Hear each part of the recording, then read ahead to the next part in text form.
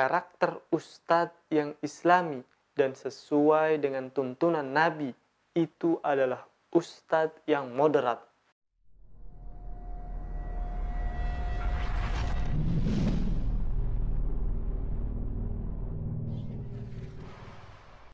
Bismillahirrahmanirrahim.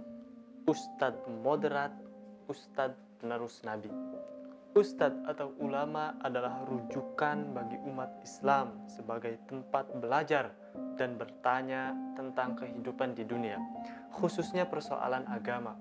Ustadz juga dinilai sebagai orang yang mumpuni untuk menjawab persoalan-persoalan yang menyangkut agama. Karena ustadz atau ulama merupakan ahli waris para nabi.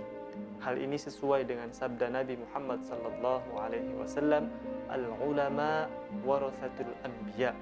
Para ulama adalah ahli waris dari para nabi.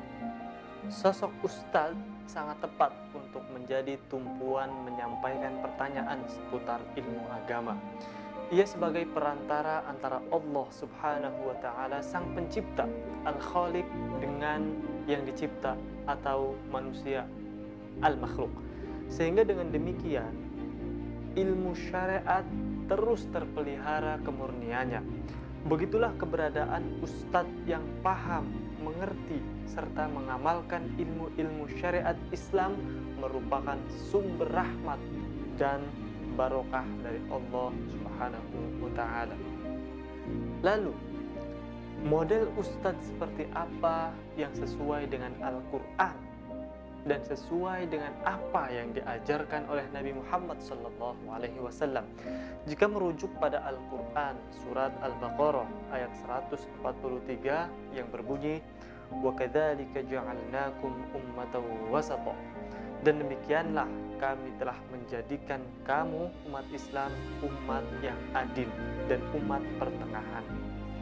Jika kita pahami bersama, ayat ini menjelaskan bahwa umat Islam seluruhnya harus memiliki karakter adil, wasat, tengah-tengah. Maka sudah semestinya model Islam yang adil, tengah-tengah, moderat, wasatlah yang sesuai dengan Al-Quran dan yang diajarkan oleh Nabi Muhammad SAW. Kemudian yang menjadi pertanyaan selanjutnya adalah, ustadz moderat dan tengah-tengah itu seperti apa? Apa tanda-tanda dan ciri-cirinya? Saudaraku, ada 6 poin penting untuk mengetahui tanda atau ciri-ciri ustadz itu moderat atau tidak. Pertama, ustadz harus paham realitas, al-waqi', karena Islam itu relevan untuk setiap zaman dan waktu. Salihun likulli zamanin wa makan. Disebutkan juga bahwa ajaran Islam itu ada yang tetap, tidak bisa dirubah, seperti salat 5 waktu. Dan ada juga ajaran Islam yang bisa dirubah karena waktu dan tempat, seperti zakat fitrah dengan beras. Ada yang mengatakan dengan gandum atau sagu, tergantung yang menjadi makanan pokok pada masyarakat tertentu. Ustadz yang bersikap moderat adalah mereka yang mampu membaca dan memahami realitas yang ada. Juga tidak gegabah atau ceroboh dalam bertindak, terlebih dalam menentukan sebuah hukum. Harus mempertimbangkan segala sesuatunya, termasuk kebaikan dan dampak keburukannya. Terkait hal ini, kita bisa belajar banyak dari kisah Nabi Muhammad SAW. Beliau adalah orang yang sangat pandai dalam membaca realitas. Salah satu contohnya adalah Nabi tidak menghancurkan patung-patung yang ada di sekitar Ka'bah selama beliau berdakwah di sana. Beliau sadar tidak memiliki kekuatan untuk melakukannya pada waktu itu.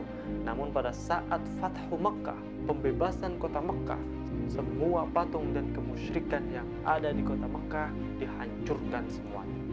Yang kedua, ustadz harus memahami fikih prioritas. Ini penting. Ustadz yang bersikap moderat sudah semestinya mampu memahami mana-mana saja ajaran Islam yang wajib, yang sunnah, yang mubah, makruh, dan haram. Mana yang fardu ain, mana yang fardu kifayah. Di samping seorang ustadz juga harus mengerti mana yang dasar usul atau mana yang furu' atau ilmu-ilmu fikih. Terus yang ketiga, seorang ustadz harus memberikan kemudahan kepada orang lain dalam beragama. Ada istilah bahwa agama itu mudah, tapi jangan dipermudah. Pada saat mengutus Mu'adz bin Jabal dan Abu Musa al-Asy'ari ke Yaman untuk berdakwah, Nabi Muhammad SAW berpesan kepada mereka berdua agar memberikan kemudahan dan tidak mempersulit masyarakat setempat. Cerita lainnya adalah pada suatu ketika ada sahabat Nabi yang berhubungan badan dengan istrinya pada siang bulan Ramadan. Lalu sahabat tersebut mendatangi Nabi Muhammad SAW untuk meminta solusi.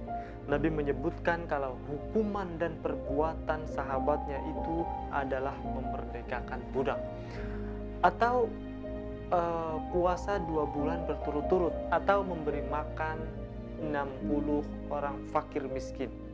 Ternyata sahabat tadi mengaku tidak mampu untuk menjalankan itu semuanya karena dia memang miskin dan payah. Seketika sahabat tadi membawa sekeranjang kurma untuk Nabi, kemudian Nabi menyuruh sahabatnya itu untuk menyedekahkan kurma kepada orang yang paling miskin.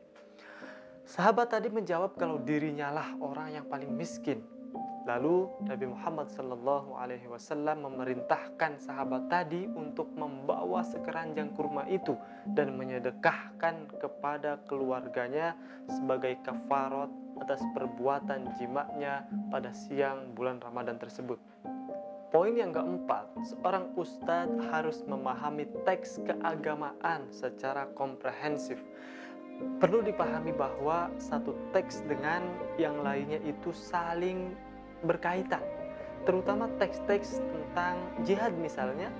Ini yang biasanya dipahami separuh-separuh oleh sebagian ustadz, dalam artian dipahami tidak utuh, sehingga jihad hanya diartikan sebagai perang atau megang senjata. Padahal makna jihad sangat beragam sesuai dengan konteksnya. Yang kelima, seorang ustadz harus bersikap toleran. Tasamu. Ustadz yang bersikap moderat adalah mereka yang bersikap toleran, menghargai pendapat lain yang berbeda selama pendapat tersebut tidak sampai pada jalur penyimpangan. Karena sesungguhnya perbedaan itu adalah sesuatu yang niscaya. Intinya, sikap toleran adalah sikap yang terbuka dan tidak menafikan adanya yang lain, dan tidak menang sendiri tentunya. Dan poin yang keenam, seorang ustadz harus memahami sunnatullah dalam penciptaan. Allah Subhanahu wa Ta'ala menciptakan segala sesuatu melalui proses. Meski dalam Al-Quran disebutkan kalau Allah mau maka tinggal kun fayakun. Namun dalam beberapa hal seperti penciptaan langit dan bumi yang diciptakan dalam waktu 6 masa, pun dalam penciptaan manusia, hewan, dan tumbuhan, semua ada tahapannya.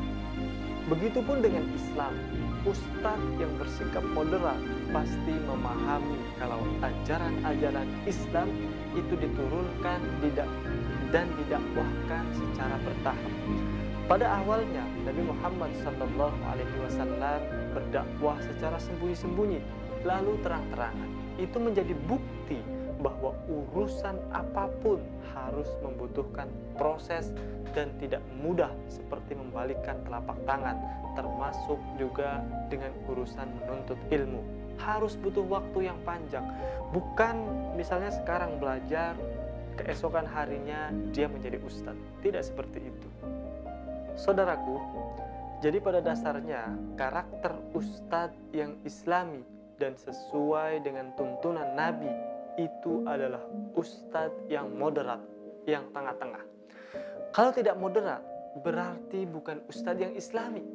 Jika ada ustadz yang tidak moderat atau radikal, itu berarti sifat atau karakter dasar Islamnya tertutup oleh perilaku dan sikap yang berlebih-lebihan, ghulu. Karena sebaik-baik urusan adalah pertengahan, khairul umuri awsatuha. Oleh karena itu, marilah kita ikuti dan taati arahan ustadz yang hak, ustadz yang moderat, yaitu ustadz yang bersandar pada Al-Quran dan Sunnah yang sesuai dengan ajaran Nabi Muhammad SAW. Jika ia keliru, kita nasihati. Jika benar, kita bela, karena penghormatan dan pemuliaan Allah Subhanahu wa Ta'ala kepada kita selaku hambanya adalah bagaimana penghormatan dan pemuliaan kita terhadap ustadz atau ulama, tentunya ulama ustadz tersebut yang moderat.